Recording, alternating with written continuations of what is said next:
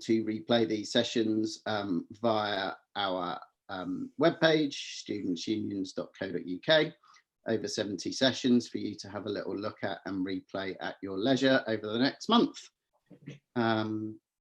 Just going to give it a couple more minutes.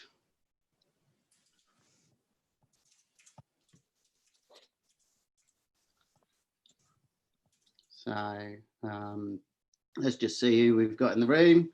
We've got Sam, Gail, hello, De Montfort, Walsall College, Chester Students Union, Gloucester SU. Lincoln there. Lincoln, Warwick. I know we've got Bath there. Wow. LSE. LSE.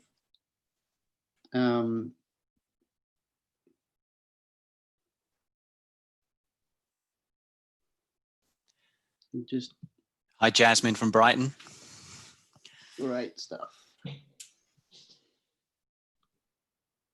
Lots and lots of people coming into this session. Moment.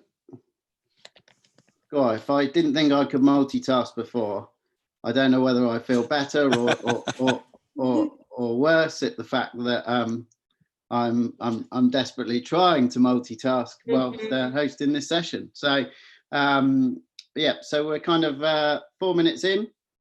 I'm going to hand over to Jonathan and Marteka. Thank you ever so much, both of you, for running this session for us.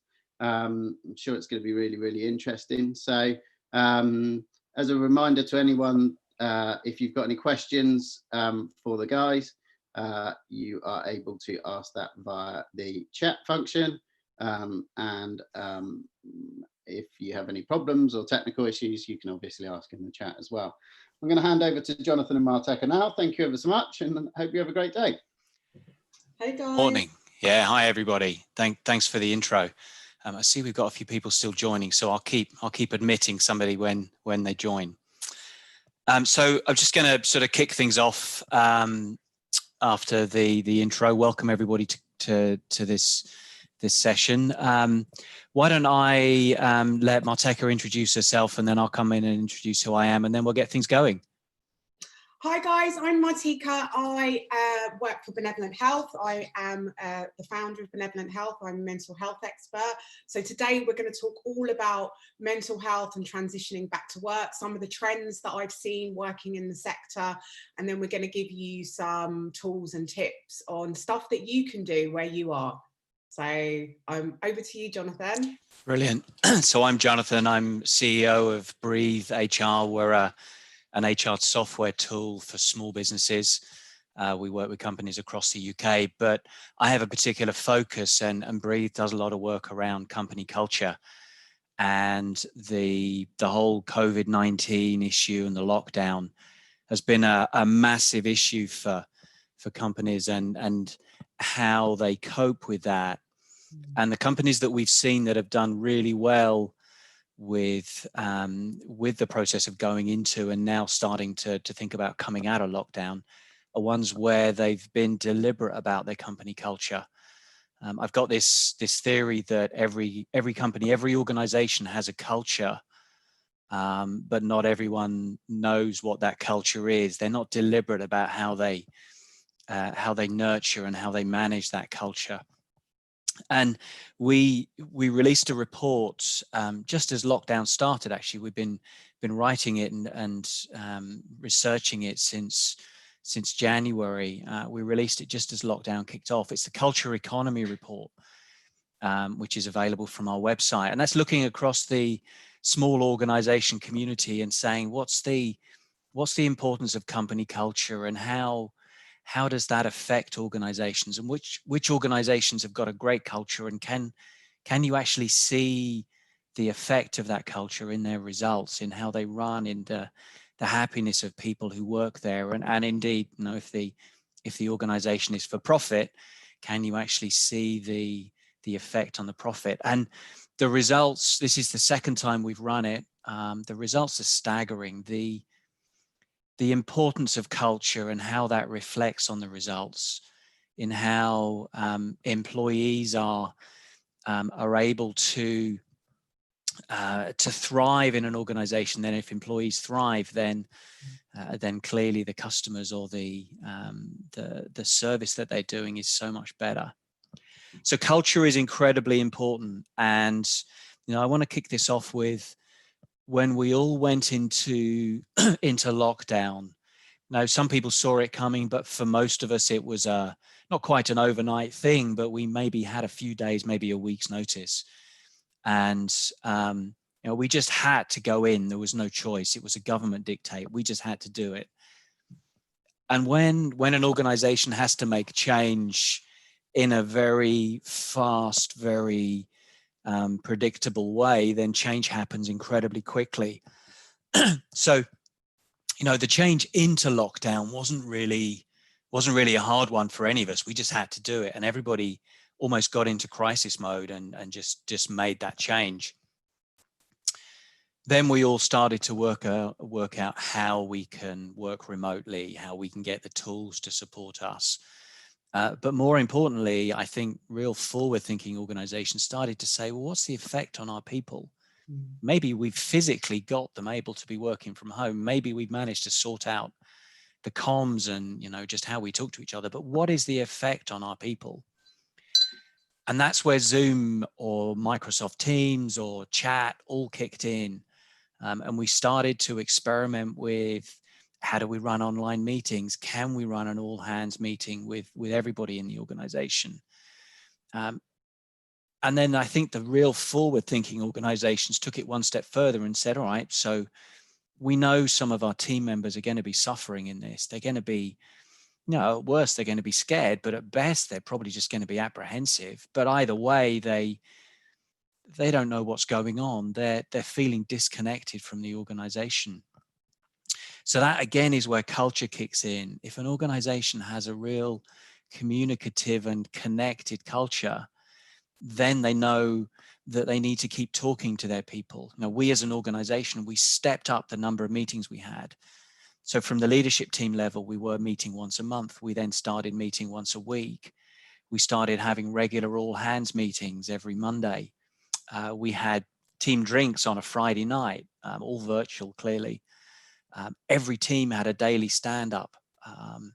And then a message was clearly put across the whole organization that we were all there in those first few weeks. We use Microsoft Teams, so we were all there on Teams that anybody could approach anybody.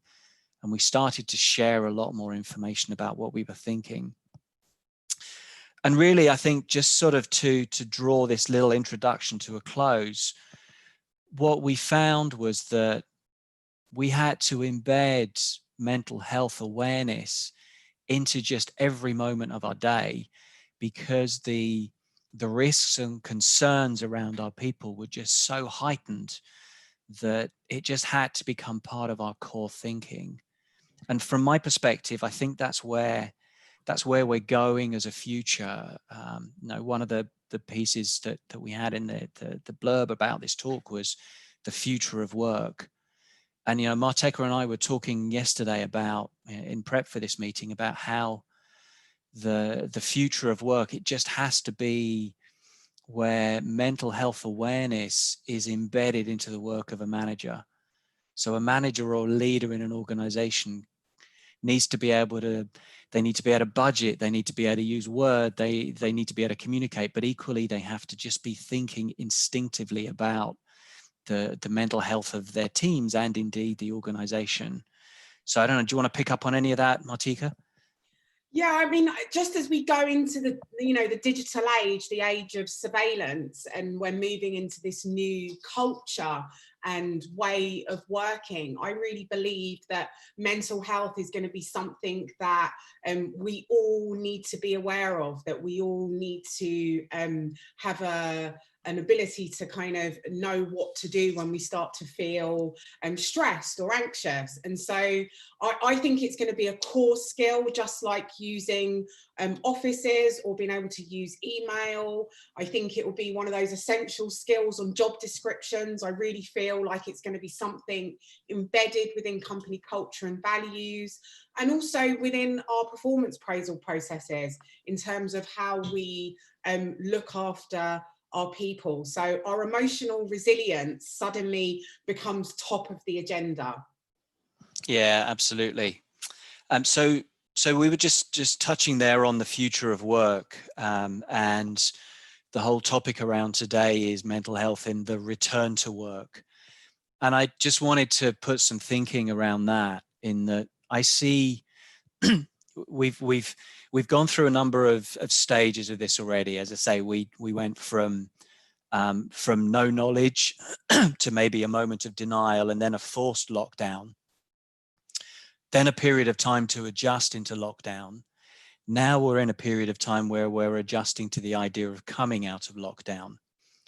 And as we do that, I think it's really important for us to just to acknowledge that we've almost got two phases coming up, one of which I call pre-vaccine and the other is post-vaccine. So we all know the great work that's going on, the really hard work that's going on around creating a vaccine for COVID-19. But I think as organizations, we need to think about stage pre and post-vaccine, because pre-vaccine, we're still in a world of the unknown. So an awful lot of the people that work with us and for us are still apprehensive. They still don't really know we don't really know what's lying ahead. So the planning we need to put in place, we need to be thinking about a time when the risks are still there. Maybe they're lower, but the risks are still there and our people are still concerned about those risks.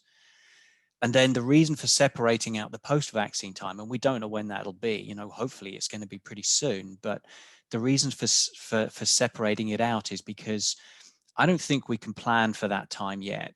We don't know when it'll be. We don't know what's going to go on. We can think about it. We can speculate on it.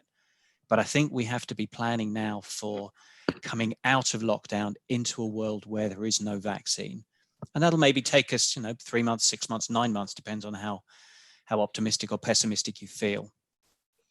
But we're certainly coming out of it into a place where the vast majority of organizations have gone through a digital transformation, where technology is now embedded into so many more organizations that we really wouldn't have expected only a matter of months ago.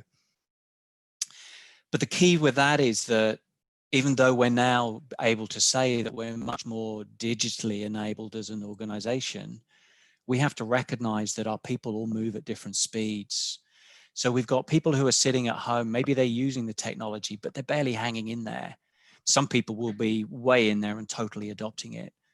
So when we hear the press and when we hear business leaders talking about, no, the world has changed, the office is a thing of the past, we're all going to be digital, we're going to be digital nomads, or we're all going to be working from home, I think we just have to be a bit cautious about that, in that so many of our people will be worried about what that will mean, about what that will mean for their jobs.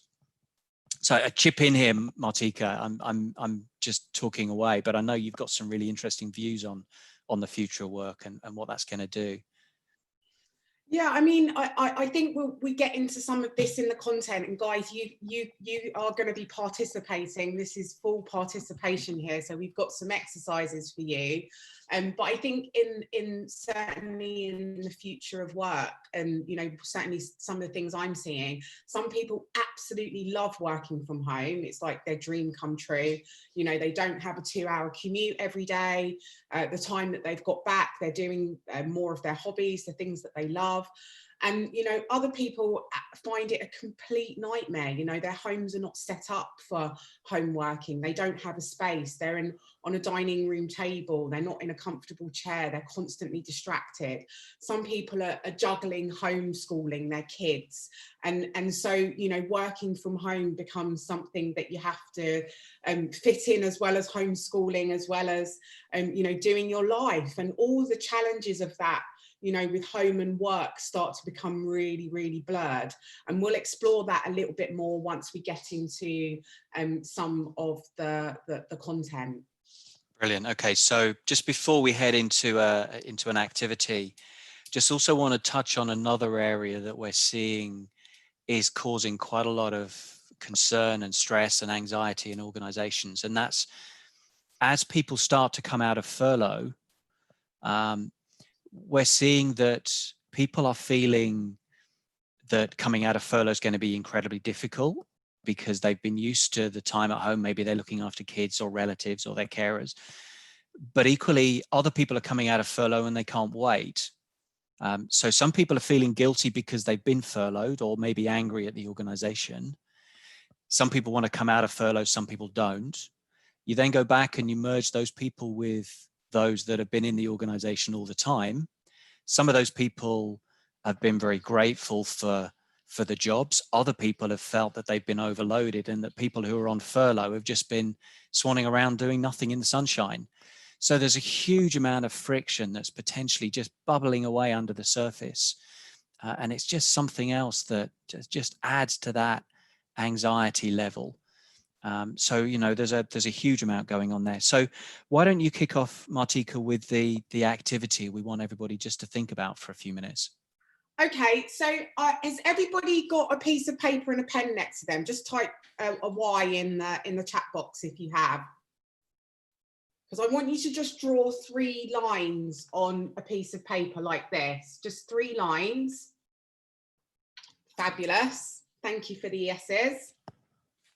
And then what I want you to do with those lines, what we're going to do is we're going to plot A to J in one column, 1 to 10 in another column, and then the Roman numerals 1 to 10 also. So it will look something like this.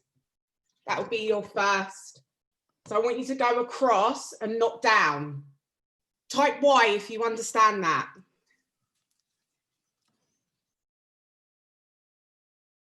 So we're going across and not down. So I'm going to start you guys off. And when you finished, if you just want to type a Y in the chat box, that would be great. Off you go.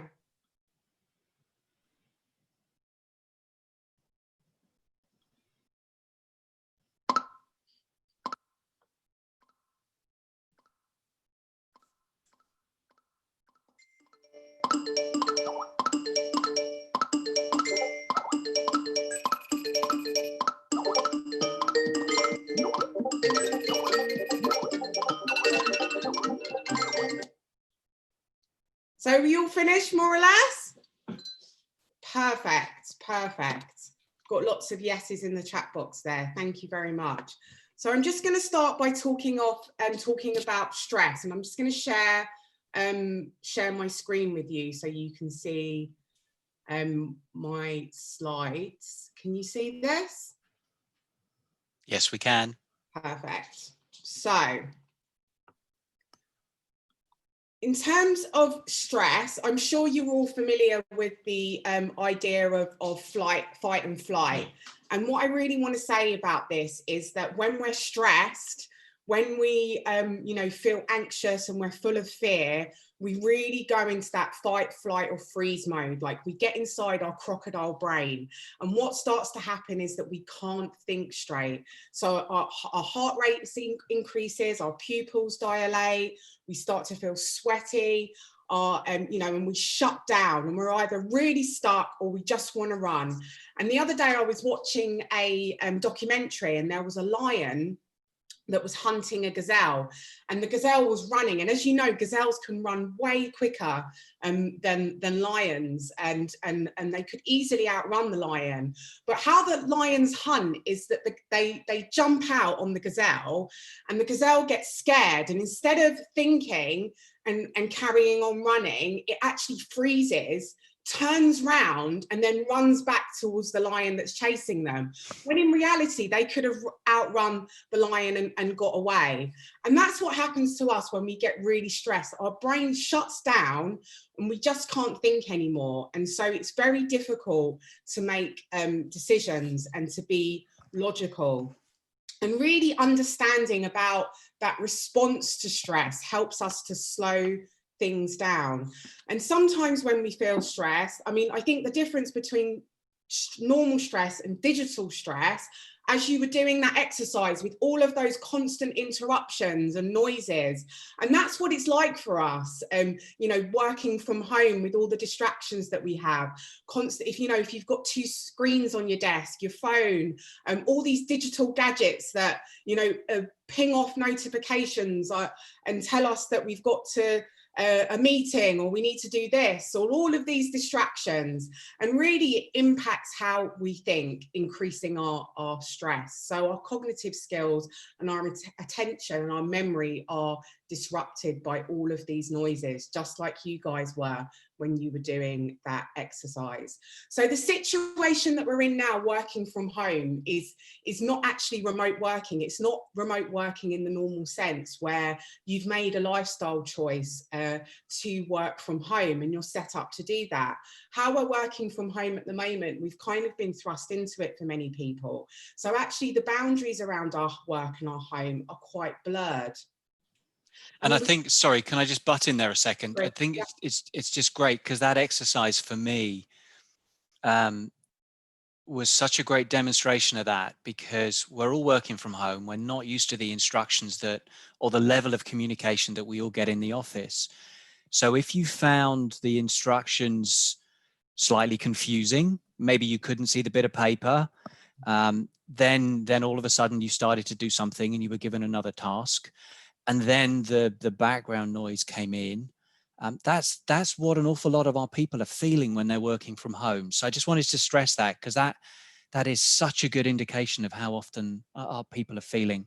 And I think as well, when we're on Zoom all day, I mean, we're talking about Zoom fatigue.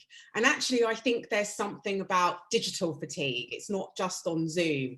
But the reality is 83% of our communication is through our body language. So if we can only see people from the shoulders up, and that's all we can see, what we're reading is very limited compared to what we're used to reading. So if you think that 83% is our body language, 10% is our tone of voice, and 3% is our words. Now, all of a sudden, we're in an environment where words mean so much more. We have to pay so much more attention to words when we can't see or feel, be in the same room as people. So our brains are working harder. And this really is at an unconscious level. So we're not talking about the conscious on the surface stuff. It's at an unconscious level. Adding on to the top of that, the stress of kind of being, catapulted into working from home, all the distractions. So no wonder we're suffering with Zoom fatigue.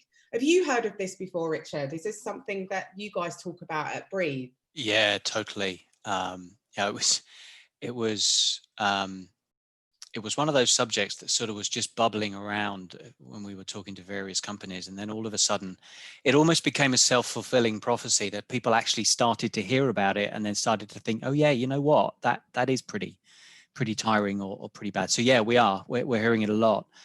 And we've tried to make different things going on the way we organize our online meetings. We've actually backed off on some of the online meetings.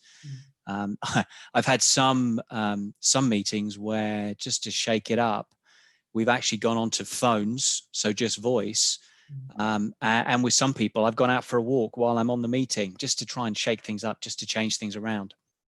And that's why it's really important to have a combination of things, that we're not just sitting looking at screens, that we do some exercises, that we perhaps do some breakout rooms, that we mix it up and have some different things happening. So people get a different type of interaction. So that's a really good tip for you. But also, I think with digital stress as well, there's a real fear of missing out in the digital space, and that actually this is kind of a form of social anxiety, that we want to stay connected, we want to know what's going on. And I don't know if you ever see this, and I do it as well, like a constant checking in case I've missed an email or I've missed a notification on my social media, or whatever it is. There's a real need not to miss out, and it's how do we turn that around and actually experience the joy of missing out and not be afraid of it. And one of the other key things I think about digital stress, which probably isn't talked about enough, is actually sleep dysregulation, because the blue light in our screens actually reduces our melatonin production, which interrupts our circadian rhythm. So it becomes harder to fall asleep. And it becomes harder to relax when we're constantly stimulated by this type of light. And we get the same light from daylight, actually, when we go outside and get daylight. And so for our circadian rhythm, we need that to wake up, to, you know, to be in our body clocks. But actually, if we're going to bed and the last thing that we're doing is checking, you know, watching something on our iPads or playing with our phones or whatever you do before you go to bed with digital, and you wake up in the morning and you start that process again, this can add to our stress. And remember, the stress that we're talking about is kind of not just on the surface, but also at an unconscious level. So just trying to bring some of this back to the context of return to work, I think it's important to think about this, that, you know, people are getting tired of working from home. They are getting tired of Zoom or of multitasking or all the distractions. But I think it's important that in communicating to our people and to our teams about what we're thinking about, is we have to set the expectation that the online meeting, the Zoom meetings, the Teams meetings are not gone, and they're not going to be gone for quite a long time. So we, for instance, as an organization, are saying, yeah, we're going to start getting people back into the office fairly soon. We function really well out of the office, but we've got people who need to be back in there for their own health and happiness. But when it comes to company meetings, we're going to have all company meetings still online, and everybody's going to be online. We're not going to have some people in the office and some out. So online is still going to be part of our pre-vaccine life for however long it takes. Absolutely. I think another thing about sleep as well through the quarantine period was, because people weren't getting up and traveling to work, people's body clocks changed. So they were waking up later, going to bed later. And I think that also knocks out your circadian rhythm. You know, if you're used to getting up at a certain time and going to bed at a certain time, and suddenly that changes because your routine changes, then I think that can really impact on our sleep patterns, which really impacts on our stress. And really what I want to say about stress, and for any managers out there who are supporting their staff, or anyone even at home who's supporting children, who are parents supporting children, or husbands, wives, boyfriends, girlfriends, whoever, I think it's really important to kind of look out for the warning signs when things start to change. And in the workplace, one of the biggest indicators of stress, actually, and sickness absence, is when you start to look at musculoskeletal problems. You'll find something like 52% of sickness absence is assigned to musculoskeletal problems, so back pain and all kinds of aches and pains that people experience from office work. But the reality is, I think it's much harder. That's again the surface level, if we're thinking about what we see at the top. And I think it's much easier to express physical pain. I think it's much more socially acceptable to say my leg hurts, or I've got a headache, my back aches. And it's much more difficult to talk about feeling emotionally stressed. And I think that once we start heading towards burnout, we start to feel quite exhausted. And I think that certainly with the changes of being at home more, and particularly if you're juggling, homeschooling and working, I know a lot of parents are compensating by waking up really early while they've got a bit of quiet time, or staying up late to get stuff done and to be productive, because they're not as productive during the day. And so exhaustion starts to kick in. And actually, when we're exhausted, it's much easier to feel detached. And then once we start feeling detached and we can't feel our emotions properly, we start to become ineffective and less productive, which leads to hopelessness and feelings of depression. And I think there's a difference between being depressed and feeling, sad feelings, feeling low. I mean, if you look at 75% of GP visits, they're all stress related. They're things that people don't necessarily come out with a diagnosis and a prescription for. And actually, if we were able to talk much more about some of these signs and symptoms and become aware of actually how connected they are to stress, then I think that changes the narrative.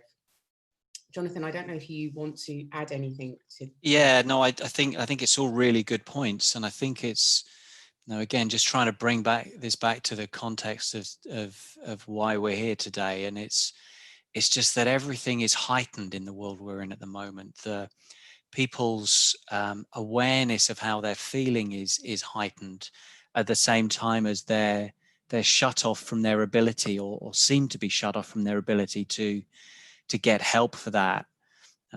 So many good managers work on the face-to-face contact that they get with their employees to understand how they're feeling and how they're thinking, and how they're acting, and that's just not available to us.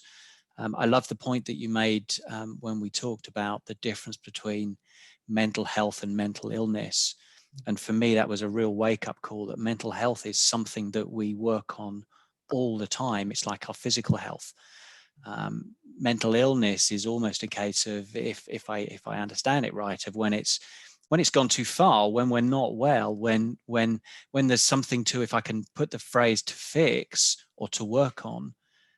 And it's something that we as leaders need to be thinking about. How do we look after the mental health of our people so that they don't become mentally ill, or that we don't cause that? Yeah.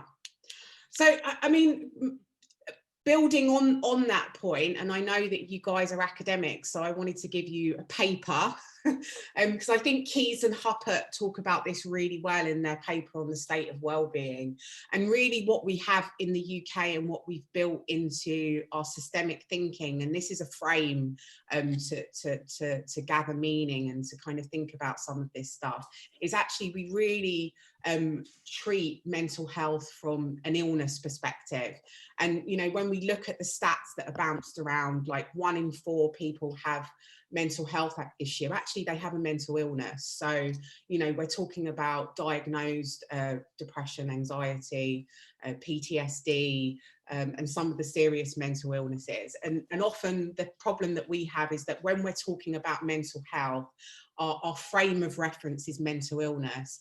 And really, if we want to shift the narrative around this, we have to adopt a frame of mental wellness, and actually that mental health isn't mental illness. You know, if you put into Google mental health or mental illness, you get these really disturbing pictures of what I would call a more serious mental illness. And I think that needs to be taken into account and managed really well as well, whether in an organisation or in our community.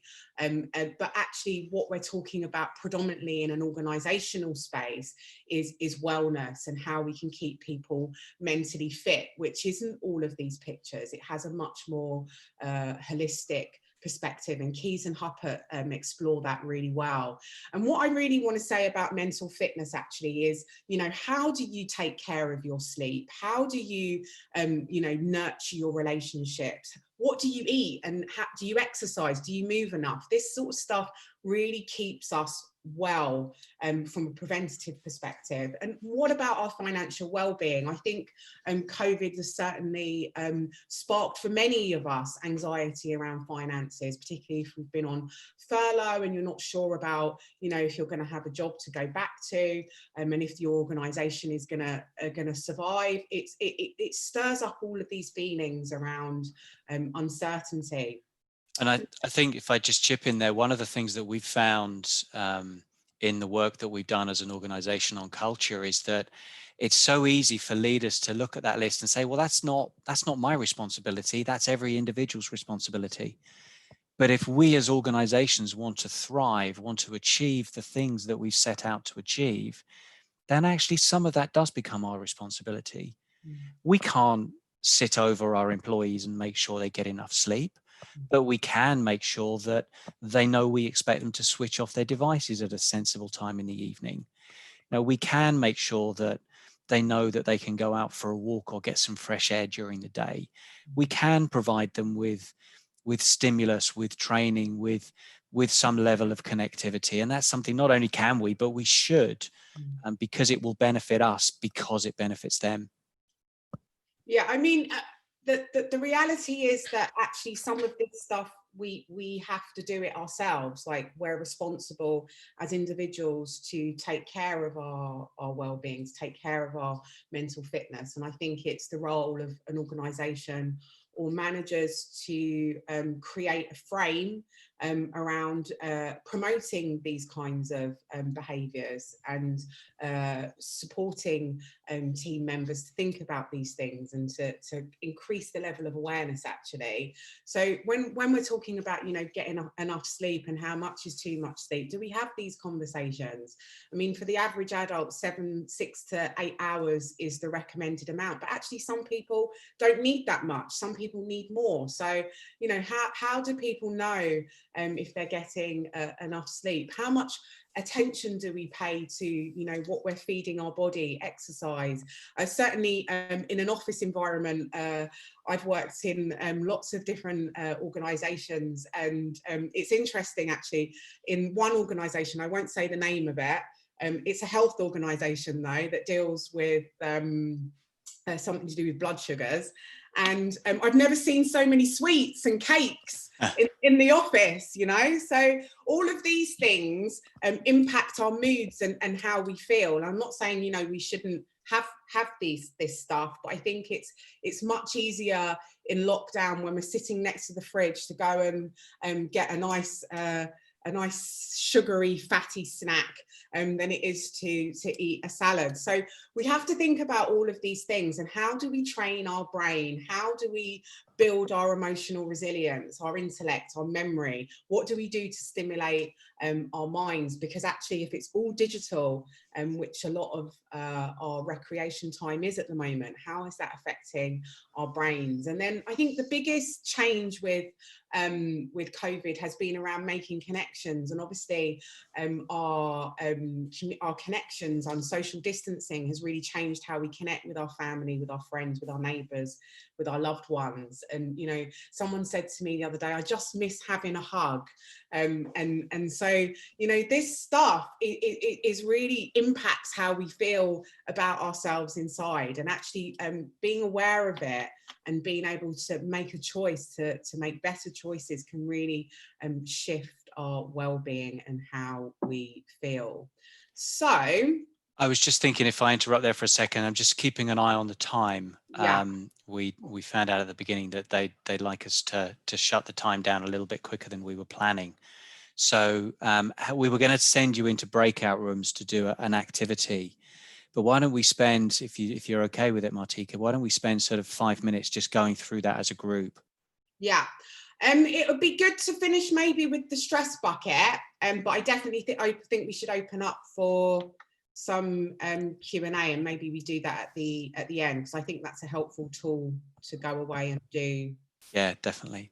So why don't we talk everybody through the activity that we were going to send them to do, but actually not send everybody off into breakout rooms. Absolutely.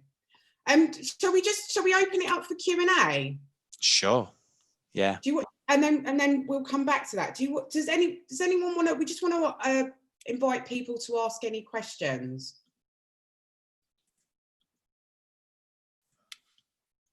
Type them into the chat or raise a hand. We can unmute you if you've got any specific questions. Don't be shy.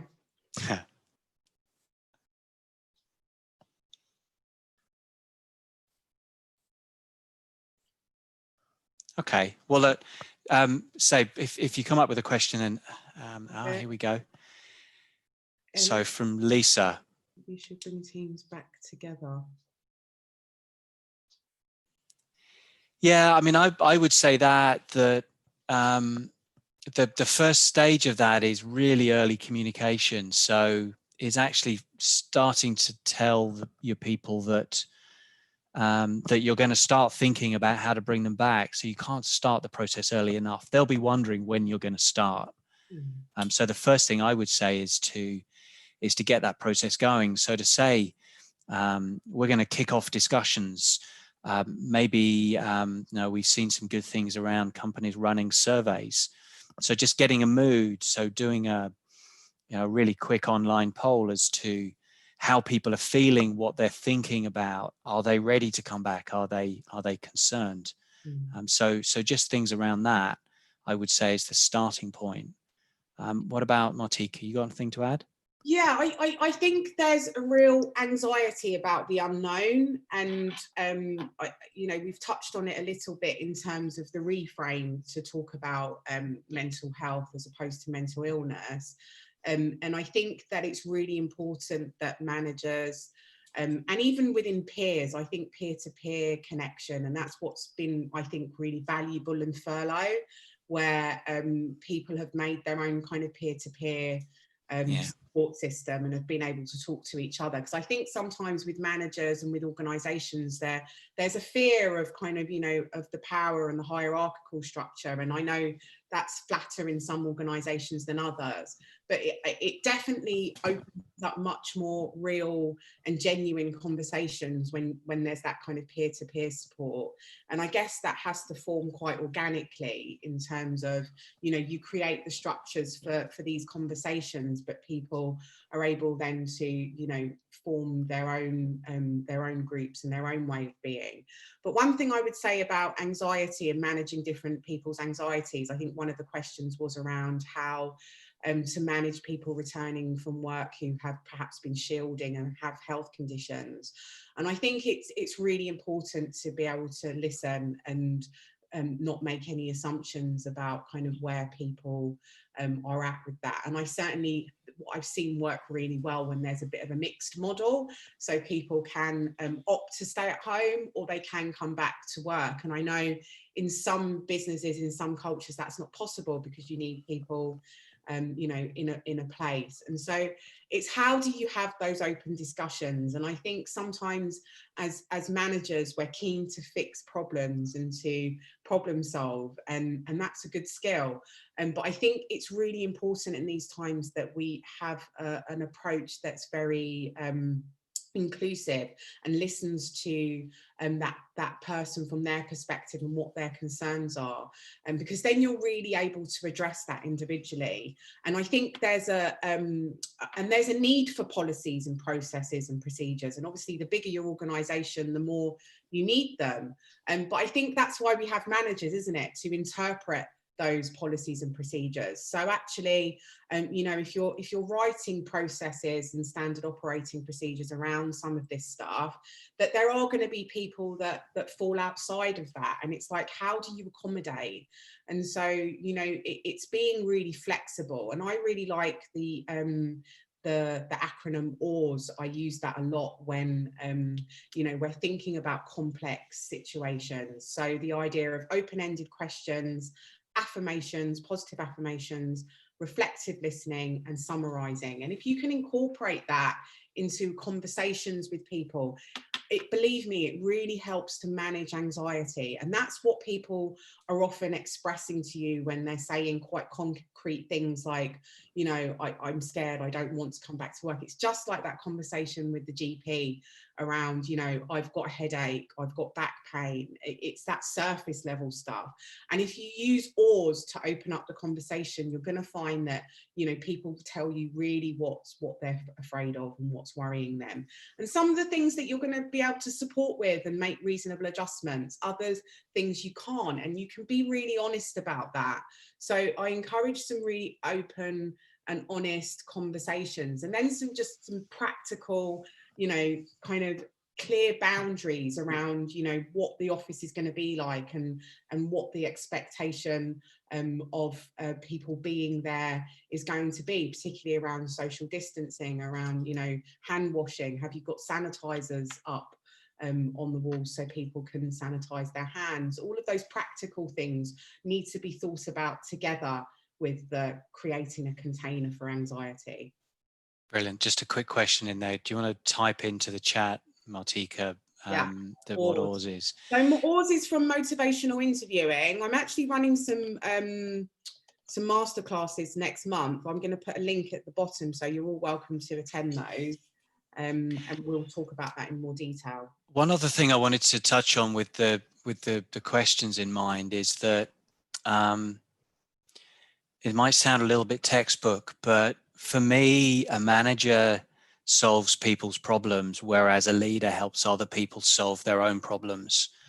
And I think in this scenario, neither is wrong. I think both are needed in this scenario, in that We can't solve everybody's problems as leaders, so we need to try and help them find solutions that are unique to them. But having said that, we can't leave people in limbo. We can't leave people in doubt. So we have to have clear instructions, if you will. So it's a definite mix between coaching or helping people find out their own way back into work versus this is the clear instruction. And I love what you touched on earlier on, in that, we've got to be precise in this, in that people have got to know that we're thinking about it, that we're caring about it, that we are planning to do something, and then what we're going to do. But equally, it's important for people to know that we don't have all the answers. It might seem that they want us to have all the answers, but I think actually it can be incredibly comfortable or comforting for our people for us to say, look, I don't know the answer, but rest assured I'm working hard to find out. Just to take some level of doubt away. Absolutely. Shall we wrap up with the stress bucket? Brilliant. It's a good one. Yep. Okay, so just want to talk to you about stress buckets and the idea that actually we all have a level of stress that we can manage and that we are comfortable with. And some people's stress buckets are bigger than others. Some of us can manage more stress. Some of us are perhaps less resilient and can manage less stress. And the reality is we can only know in ourselves what our stresses are. So I just want you just to take like a minute just to think about what's in your stress bucket and think about some of the things that are causing you stress at the moment. And I just want you to just close your eyes for a second. And I just want you to think about what needs your urgent attention now out of all of the things that are in your stress bucket.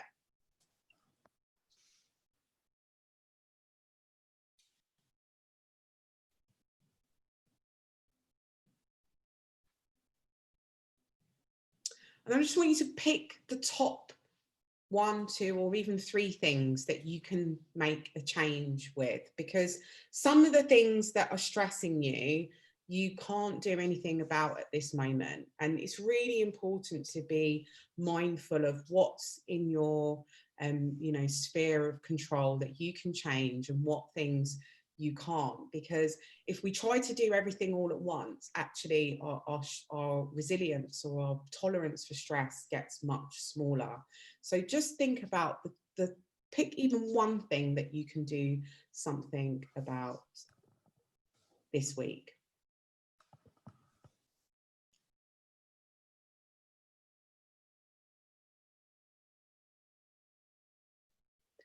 And then think about one thing that you can get help with that thing that's in your stress bucket.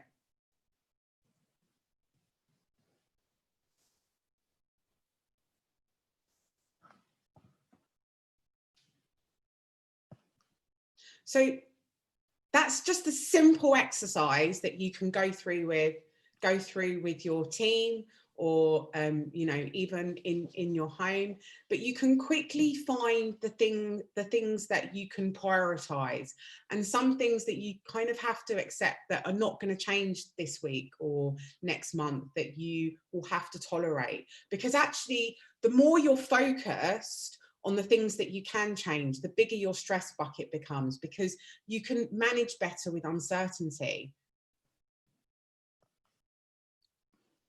I think one thing I would add when I started to learn a little bit about the stress bucket is that we all have these individual small stresses that are just filling our bucket up.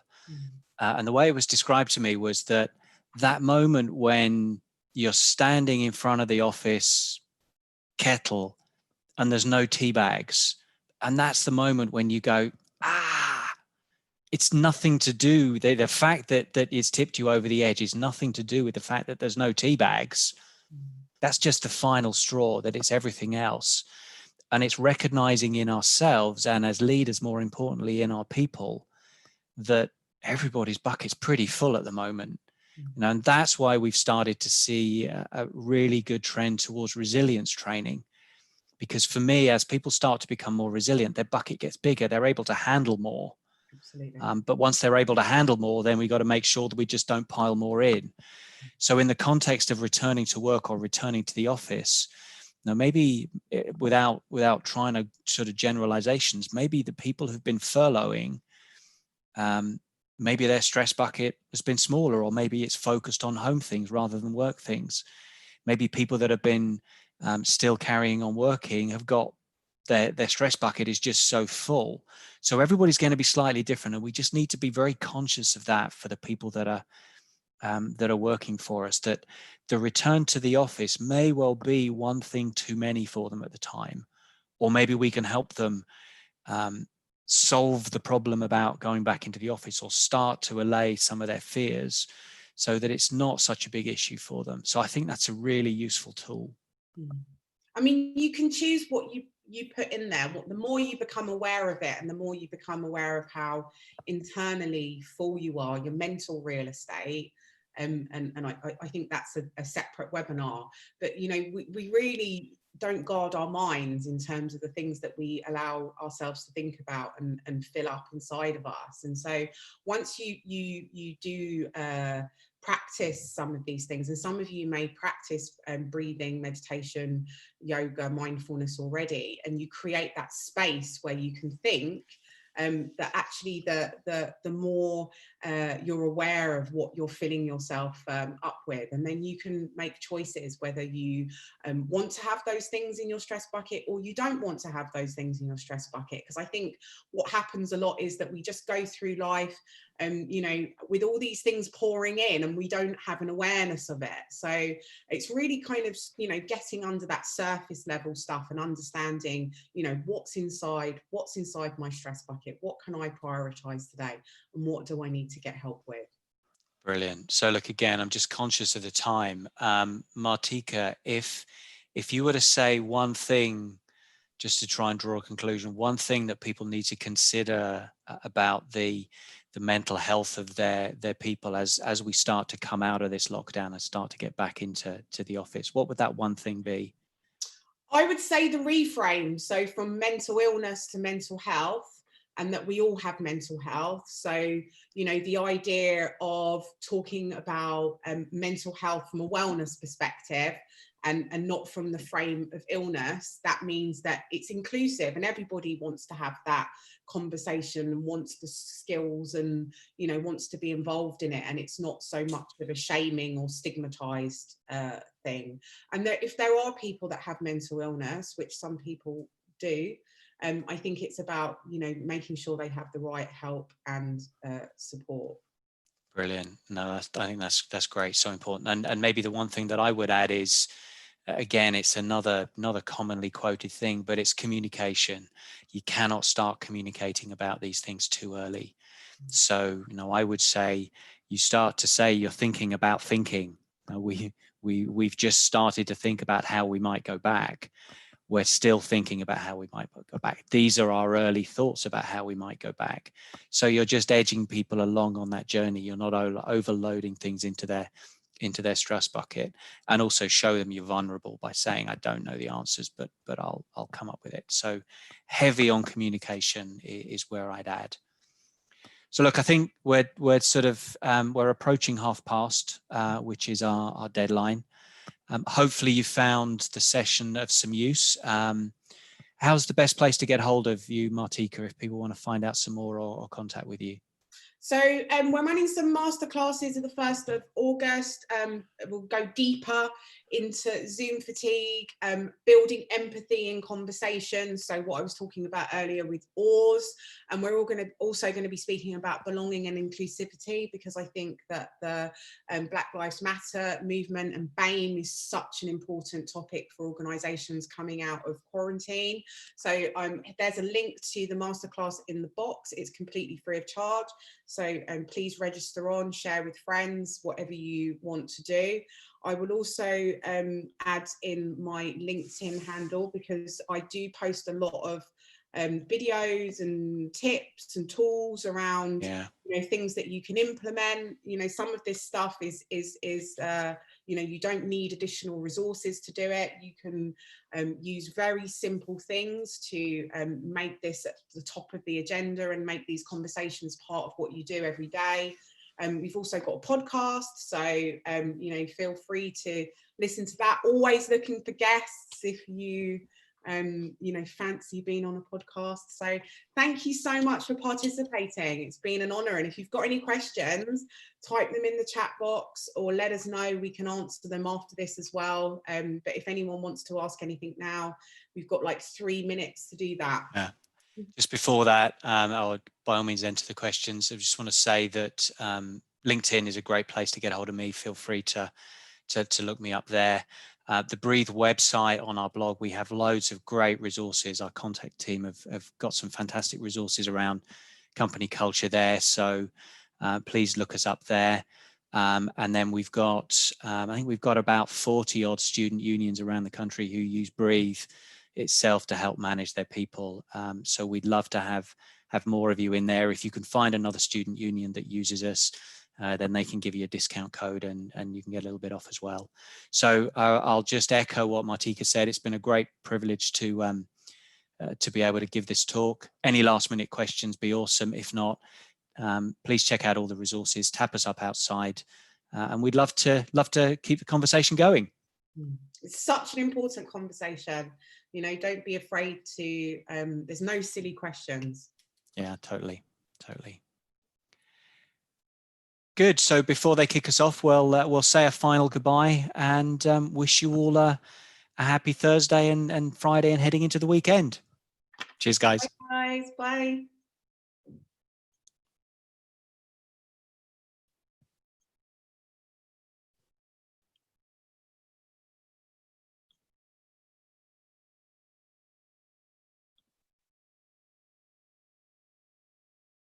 Do you take it off YouTube?